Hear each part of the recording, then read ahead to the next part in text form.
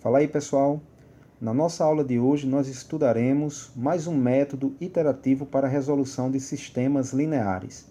Estudaremos o método de Gauss-Seidel, que é uma alteração, um melhoramento do método de Jacobi estudado anteriormente.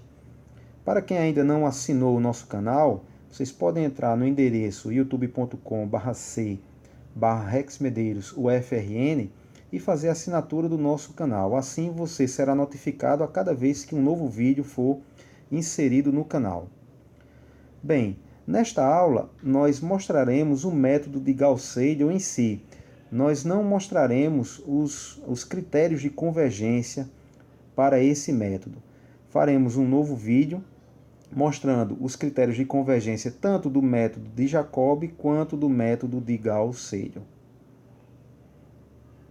Só relembrando a motivação de estudarmos métodos iterativos, tá? Considere um sistema físico como esse, que é um sistema resistivo, um sistema elétrico resistivo, onde basicamente nós temos fontes de tensão e resistores. Aqui nós queremos encontrar as correntes I1 e 2 até I6, as correntes de malha. Como vimos numa videoaula anterior, para encontrar essas correntes, nós temos que resolver um sistema de equações como esse aqui. Esse sistema ele é caracterizado por uma matriz R dos coeficientes, sistema R igual a V, um sistema cuja matriz dos coeficientes ela é esparsa, ou seja, ela contém muitos zeros. Ao passo que esse sistema elétrico se torna grande, com muitas malhas, tá? Eu vou ter uma quantidade maior de zeros aqui fora da minha diagonal tripla, tá certo? E então, esses sistemas de equações, eles são eficientemente resolvidos utilizando métodos iterativos. Vamos então relembrar o método de Jacobi, já que o método de Gauss-Seidel é um melhoramento deste primeiro. Aqui nós temos o sistema original e aqui nós temos o processo iterativo escrito de forma matricial. Ou seja, é o processo iterativo x do passo k mais 1 vai ser igual a matriz B vezes x do passo k mais a matriz D. Como é que a gente começa a resolver esse sistema? Nós começamos a partir de um chute inicial. Por exemplo, x0 igual ao vetor 1, 1, 1. Tá? Então, para obter o meu x do passo 1, o meu vetor x do passo 1, a primeira solução, ou a primeira estimativa da solução, nós substituímos aqui, tá? 1, 1 e 1, que é o x atual, que é o vetor solução atual. E simplesmente fazemos essa multiplicação de matrizes com essa soma. Aqui nesse caso é bem simples, vai ficar menos 1/3 mais 1/3 mais 2, que vai dar 2, menos 0,4 menos 0,1 vai dar menos meio, menos meio mais 2,3 vai dar 1,8. E por último, menos 0,25 mais 0,25, 0. Então, 0 menos 1,25 vai dar menos 1,25. Tá? Então, esse aqui, a partir de uma estimativa inicial, x0, nós obteremos x1. E a partir de x1, nós podemos obter o x2, simplesmente aqui substituindo no processo iterativo o x1 que obtivemos no passo anterior, ok? E repetiremos o processo até que uma precisão informada inicialmente ela seja atingida. Aqui está o processo iterativo do slide anterior escrito na forma de equações, onde o novo x está em função do x obtido anteriormente. Só relembrando, nós partimos de uma solução inicial x0, 1, 1, e chegamos à solução inicial x1, 2, 1,8 menos 1,25. Então, pessoal, vamos relembrar como isso foi feito aqui e, ao mesmo tempo, já introduzir o método de Gauss-Seidel, tá? Que é uma pequena alteração aqui na forma de resolver, de achar os novos x. Bem, então partindo agora de x0, vamos encontrar aqui, vamos escrever a equação do x1 do passo 1, já que o x1, x2 e x3 do passo 0 são esses aqui, ok? Então vamos lá. Então x1 do passo 1 vai ser menos 1/3 vezes x2 do passo 1, x2 do passo 1 está aqui, mais 1/3 vezes x3 do passo 1, x3 do passo 1 está aqui, mais 2. Bom, isso aqui, como nós sabemos, vai dar exatamente igual a 2. Então, esse aqui é o novo x1 já do passo 1. Vamos então calcular o x2 do passo 1. Bom, para calcular o x2 do passo 1, nós temos que fazer essa conta aqui, ou seja, menos 0,4 vezes x1 do passo 1. x1 do passo 1 é 1. Eu poderia muito bem calcular, colocar aqui menos 0,4 vezes 1. Tá? Mas veja bem, se eu já tenho um novo x1 calculado, por que eu vou utilizar um x1 antigo? Ou seja, por que eu vou utilizar o x1 do passo 1 se eu já tenho o x1 do passo 2 calculado? E se o sistema converge, é possível mostrar que esse x1 do passo 1, no caso aqui 2, ele é melhor, ele está mais próximo da solução do que o x1 do passo anterior, ok? Então, está aí a diferença do método de Jacobi para o método de Gauss-Seidel. Ou seja, nós iremos utilizar não mais o x1 do passo anterior, mas nós iremos utilizar o x1 calculado, o x1 mais recente calculado, ou seja, do passo k mais 1. Então, nós faremos x2 do passo 1 igual a menos 0,4 vezes x1 do passo 1 que nós já temos, ou seja, que é igual a 2. Então, menos 0,4 vezes 2. Aqui nós continuaremos, menos 0,1. Observe que o x3, nós não temos ainda um x3 desse passo. Então, nós temos que usar o x3 do passo anterior, ou seja, o x3 de 0, que é igual a 1. Somando com mais 2,3, nós obtemos um valor de x2 do passo 1, que é igual a 1,4. Tá? Então, pelo método de Gauss-Seidel, o novo x2 do passo 1, ele é igual a 1,4, que é diferente desse x2 aqui que obtivemos, né, usando o método tradicional de Jacobi. O mesmo raciocínio se aplica no cálculo do x3 do passo 1. Se olharmos o método de Jacobi, o x3 do passo 1 vai depender do x1 do passo anterior e do x2 do passo anterior. Só que nós já calculamos nesse passo um x1 novo e um x2 novo. Então, são esses valores que acabamos de calcular, ou seja, x1 igual a 2 e x2 igual a 1,4, que nós iremos utilizar para calcular o x3. Ou seja, no algoritmo de Gauss-Seidel, isso aqui é o x1 do passo k mais 1, e isso aqui é o x2 do passo também k mais 1. Tá certo? Então, fazendo essa conta, nós iremos ficar com 0,25 vezes o x1 calculado ligeiramente antes, né, que é 2, mais 0,25 vezes o x2 anteriormente calculado, que é 1,4. Bom, menos 1,25 da matriz D, tá? Isso aqui vai nos dar menos 1,4. Aqui está o processo iterativo do slide anterior. Então, para a gente encontrar um novo x1, nós temos que usar o x2 e o x3 do passo anterior, já que não temos nada novo nesse passo ainda. Já para calcular o x2, nós usaremos o x1 que acabamos de calcular, ou seja, do passo atual. Como não temos ainda o x3, nós usaremos o x3 do passo anterior. Para calcular o x3 do novo passo, veja que nós já usamos tanto o x1 quanto o x2 do passo atual. Okay? Então, esse método de Gauss-Seidel ele vai convergir bem mais rápido do que o método de Jacobi para a solução do sistema de equações. Esse é o processo iterativo para um sistema de equações n por n, um sistema genérico, processo iterativo de Gauss-Seidel.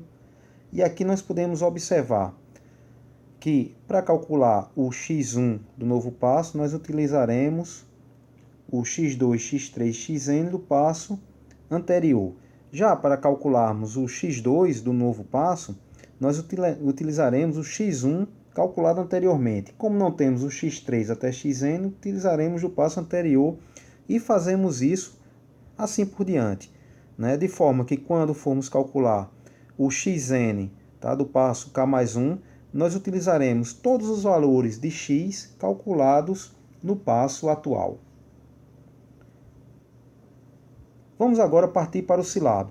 Vamos resolver, tá? Vamos fazer vários passos, vamos fazer várias iterações do método de Gauss-Seidel, utilizando esse sistema e um chute inicial x0 igual a 1, 1, 1, e ver qual é a diferença do algoritmo de Jacobi para o algoritmo de Gauss-Seidel em termos de implementação no Silab. Vamos lá. Ok, já estamos aqui no nosso velho e bom Silab, com as matrizes originais A e B do sistema definidas. Também já definimos as matrizes B grande e D do processo iterativo. Okay? Então, 0, menos 1/3, etc.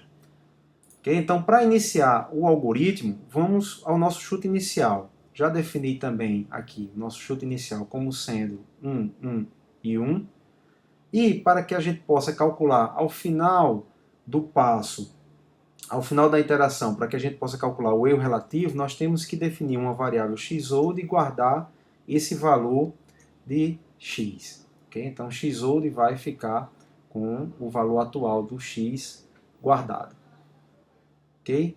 Bom, então vamos para o primeiro passo do algoritmo de Gauss-Seidel, que é calcular o valor de x1. Então vamos voltar aqui, tá, para o nosso board, para a nossa tela, e vemos que partindo do chute inicial, o nosso objetivo é encontrar o valor de x1. Vamos ver como esse valor, que a gente já sabe que é 2, tá? A gente já sabe que ele é 2, vamos ver como ele foi calculado. Bom, o valor de x1, que a gente sabe que é 2, do algoritmo de Gauss-Seidel, ele foi obtido multiplicando-se a primeira linha da matriz B pelos valores de x do passo anterior, ou seja, do chute inicial.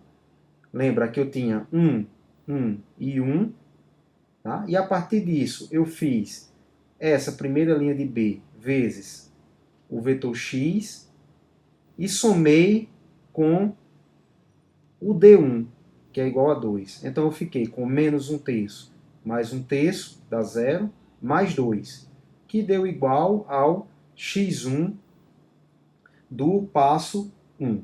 Okay? Então vamos realizar essa operação aqui no Silab. Então eu vou, dado o meu x inicial, eu vou modificar simplesmente a primeira coordenada do x, que é o x1. Então, modifico o x1 como sendo igual, deixa eu tirar aqui, a primeira linha da matriz B. Então, como é que a gente explicita no Silab a primeira linha da matriz B? B1, vírgula, 2 pontos. Então, a primeira linha da matriz B vezes o vetor x mais, lembra, mais o D1, okay? Que no nosso caso é igual a 2. O D1 que é igual a 2.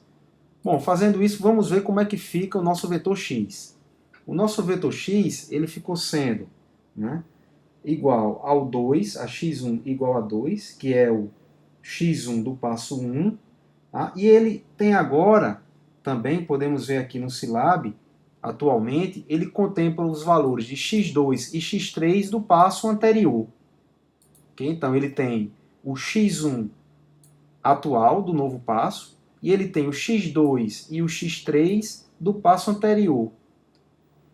Vejam que esse vetor x aqui, ele já está na forma de calcularmos o novo x2. Por quê? Porque ele já tem o x1 novo, e o x2 e o x3, obviamente, são os do passo anterior, ou seja, do chute inicial. Vamos voltar aqui para a nossa tela, onde podemos ver como é que isso funciona. Veja, no vetor x nós temos agora o 2, que é o do passo atual, o x1 do passo atual, ou seja, do passo 1. E aqui nós temos 1 e 1 do passo anterior. Então, dessa forma, nós podemos calcular o x2. Como é que a gente calcula o x2? A gente multiplica a segunda linha da matriz B, certo? Pelo vetor x atual. O vetor x atual, lembra, ele contém aqui o 2, que é o x1 atualizado do passo 1. Evidentemente, 0 vezes 1 vai ser 0, e eu vou ter aqui menos 0,1 vezes o x3 do passo anterior, evidentemente porque eu não tenho novo x3. Então vamos voltar lá para o Silab e ver como é que isso é feito. Bom, eu vou ter que calcular o x2, certo? O x2 ele vai ser igual à segunda linha da matriz B, então B 2, 2 pontos, multiplicado por esse vetor x aqui recente, que ele já, como eu falei, ele já contém o x1 atualizado. Okay? Bom, mais, evidentemente, perdão, mais o D2, que no nosso caso aqui, né, do processo iterativo de... vamos voltar só aqui, pessoal. No caso aqui do processo iterativo, ele é o 2,3, que é o D2, ok? A gente pode até ver, inclusive, aqui o D2 vai ser 2,3. Bom, fechando aqui o parênteses, nós iremos obter o valor do x2 do passo atual. Okay? Isso é condizente com os cálculos que a gente fez anteriormente. Então eu vou escrever aqui, eu já tenho calculado o x1, 2, agora o x2 vai ser 1,4, e eu vou agora calcular o x3. Okay? Então vamos voltar aqui para o Silab. Lembra que no cálculo do x3 eu vou ter que usar quem? Eu vou ter que usar o x1 do passo recente, o x1 recentemente calculado, e o x2 também recentemente calculado. O x3 ele sequer entra no cálculo do novo x, tá? Porque, voltando lá, no sistema, aqui no sistema matricial, isso aqui, a matriz B, ela tem o 0 aqui no elemento 33. Então, o que é que eu vou ter? Eu vou esquecer, tá? Eu vou esquecer agora o 1, eu vou ter 1,4, e aqui eu vou continuar com 1 nesse vetor x3 atual. Então, simplesmente, para calcular o novo x3, pelo método de Gauss-Seidel, eu vou multiplicar a terceira linha da matriz B pelo vetor atualizado de x, que atualmente ele contém 2, 1,4 e 1. Eu vou atualizar justamente esse valor de 1. Vamos voltar aqui para o Silab. Então eu tenho 2, 1,4 e 1.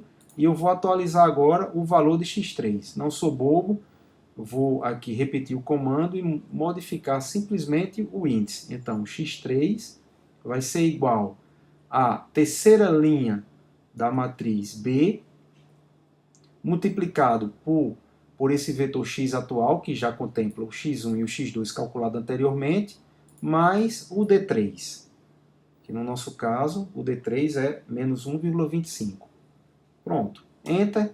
Então aqui eu já tenho menos 1,4, então vamos escrever aqui menos 1,4, que é o x3 do passo 1 pelo método de Gauss-Seidel.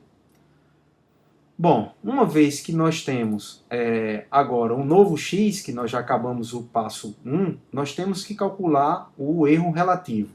Tá? Então, voltando aqui, quem vai ser o meu erro relativo vai ser igual à norma desse vetor aqui, do x1 menos o x do passo 0, que é o chute inicial, dividido pela norma da matriz, tá? x1, que é que é a norma do vetor atual. Okay? Então, calculando isso aqui, vamos voltar lá no Silab, que nós já sabemos como é que faz isso. Então, o erro relativo vai ser igual. Utilizaremos a norma-linha, como todos já sabem. Então, vai ser o máximo, okay, do valor absoluto, ABS, de x menos o x-old, x-old, que nós deixamos uma cópia do x antes de iniciar o processo, dividido pelo máximo, pelo máximo do valor absoluto do vetor x. Ok. Então, o nosso erro relativo nesse caso vai ser igual a 1,2. Bom, então o nosso procedimento ele vai seguir, tá? O que é que nós temos que fazer agora? Nós chamamos, nós deixamos em x-old o valor atual de x. Então, x-old ele vai ficar com o valor atual de x e nós iremos repetir o processo, ou seja, nós iremos calcular x1, depois nós iremos calcular x2 e x3, atualizando os valores do vetorzinho x, tá? Do vetorzinho x. Então vamos atualizar esses valores novamente. Ou seja, vamos fazer x1, ok? Vamos modificar o valor de x1 como sendo igual a primeira linha da matriz B vezes o vetor x mais o D1. Bom, fazendo isso, nós atualizamos aqui o valor de x1, seguimos a mesma lógica para atualizar o valor de x2 e a mesma lógica para atualizar o valor do x3. Então vejam que com somente 2 passos nós já estamos se aproximando da solução do problema, que é 1, 2 e menos 1, tá? Como vimos em sala de aula. Então, novamente, calculamos o erro relativo, ok? Então, o erro relativo agora já está diminuindo. Então, vamos voltar aqui e escrever o x2. Então, x2 nós acabamos de calcular, vai ser 1,0. Para simplificar, pessoal, vou escrever somente aqui 4 algarismos significativos. Tá? Então, 1,067, 2,013 e menos 1,013 também. E o nosso erro relativo, ele decresceu e agora vale 0,46. Então, fazemos isso até termos um erro relativo menor do que 10 elevado a uma precisão P, e dessa forma nós iremos resolver o sistema utilizando o algoritmo de Gauss-Seidel, que ele é muito mais eficiente do que o algoritmo de Jacobi. Vamos agora verificar como se dá a implementação do algoritmo de Gauss-Seidel no Silab a partir do algoritmo de Jacobi. Ok, pessoal, então já estamos aqui com o algoritmo de Jacobi, que nós inclusive fizemos em sala de aula, escrevemos esse algoritmo aqui em sala de aula. Tudo que vamos fazer é copiar o algoritmo de Jacobi, tá? E vamos colar aqui no SciNotes, tá? E renomear. Então, agora ele será o algoritmo de Gauss-Seidel. Okay? Então, ele vai receber a matriz A, a matriz B do sistema original e também a precisão P. Esses passos eles são os mesmos, ou seja, aqui nós pegamos a ordem do sistema. Aqui a gente calcula, usando essa função que também escrevemos em sala de aula, nós, a partir das matrizes A e B, nós calculamos as matrizes de interação, ou seja, as matrizes B e D, B grande e D. Ok? Vamos utilizar aqui como chute inicial, na verdade, vamos colocar a matriz de uns, que a gente vem utilizando, então uns, 3, 1. Lembrando que se o processo iterativo ele converge, eu posso usar qualquer chute inicial. Tá? Qualquer chute inicial vai fazer com que o algoritmo convirja para a solução do problema. Aqui vem a primeira alteração para o algoritmo de Gauss-Seidel. Por quê? Porque essa matriz que nós iremos calcular o x, tá? Nós não iremos utilizar o x-old, como fizemos com o método de Jacobi, nós iremos utilizar aqui o B. Tá? Aliás, desculpe, nós iremos utilizar a própria matriz X. Então, nós iremos guardar aqui em Xold, evidentemente, o chute inicial, mas também iremos definir a variável x como sendo igual ao Xold. Né?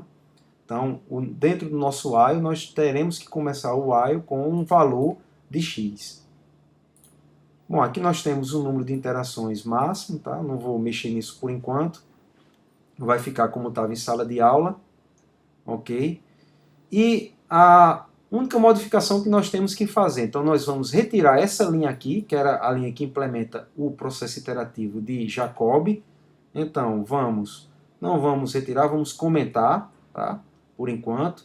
E agora vamos repetir aquele processo que fizemos no console do Scilab. Tá? Então, para cada um dos elementos do x, nós temos que calcular individualmente a atualização. Então, vamos fazer um for, um para. Então, para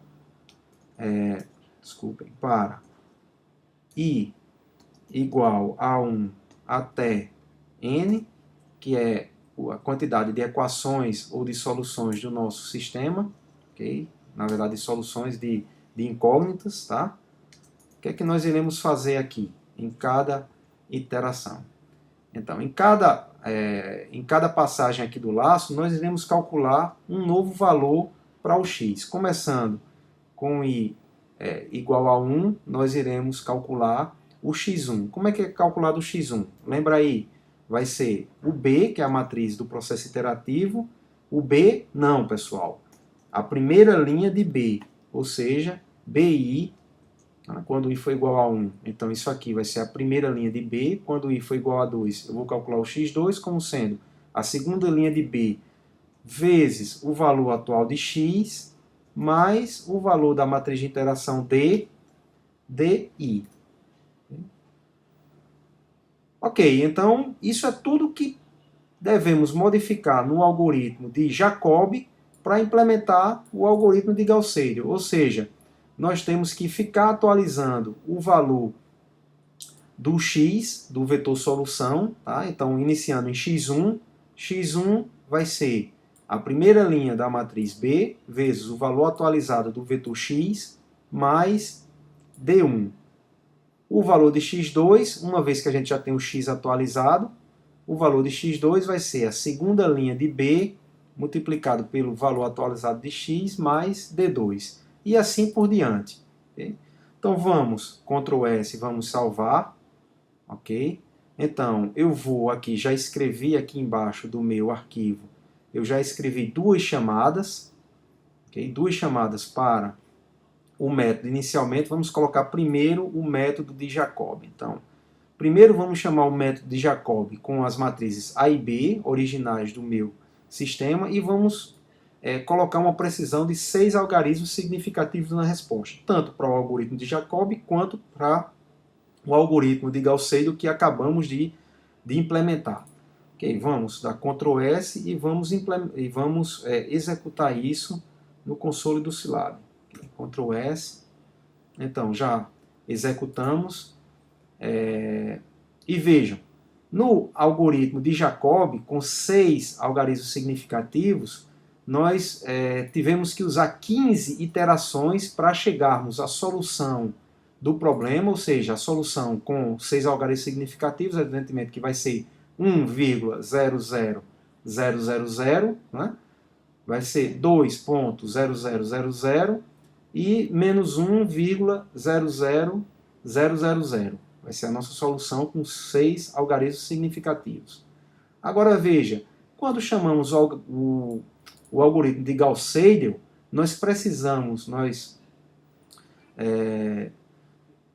somente de 4 iterações para chegarmos ao valor da solução com a mesma precisão. Ok, pessoal? Então vejam que o algoritmo de Gauss-Seidel ele é bastante eficiente, muito mais eficiente do que o algoritmo de Jacobi para resolver esse tipo de problema para encontrar a solução desses sistemas de equações. Então, vou ficar por aqui, espero que vocês tenham feito um bom proveito desta aula. Lembro que na próxima videoaula nós iremos falar sobre os critérios de convergência, ou seja, o que é a matriz A e a matriz, o que é a matriz A do sistema AX igual a B, ela tem que obedecer para que esses processos, tanto de Jacobi quanto de Gauss-Seidel, eles sejam convergentes, ou seja, eles convirjam para o valor da solução, e isso aí a gente vai ver na próxima aula.